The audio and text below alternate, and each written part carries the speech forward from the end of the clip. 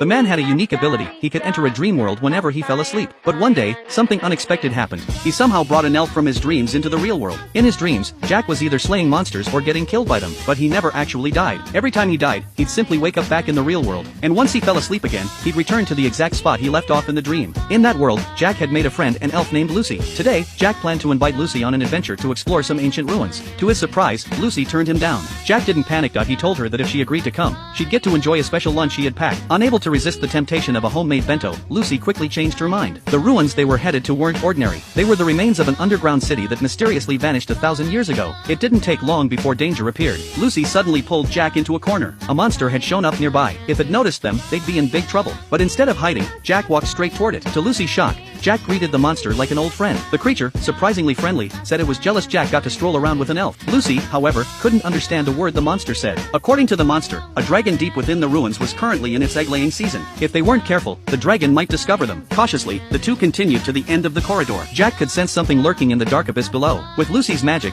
he managed to see clearly a massive dragon was sleeping down there. The sound they had heard earlier was just its breathing. Lucy believed it was a magic dragon, its glowing body markings pulsing in rhythm with each breath. She was thrilled and urged Jack to stay completely silent. But just then, it was Lucy herself who accidentally made a noise, waking the dragon. Jack reassured her not to worry. If things went wrong, they could just head back the way they came. But in the very next second, a heavy iron gate slammed shut behind them, blocking their escape. The dragon was already right behind them. Just as it opened its jaws to unleash its breath, Jack threw himself in front of Lucy to shield her, and then he jolted awake, back in the real world. But what shocked him most, it was Lucy who somehow came along with him.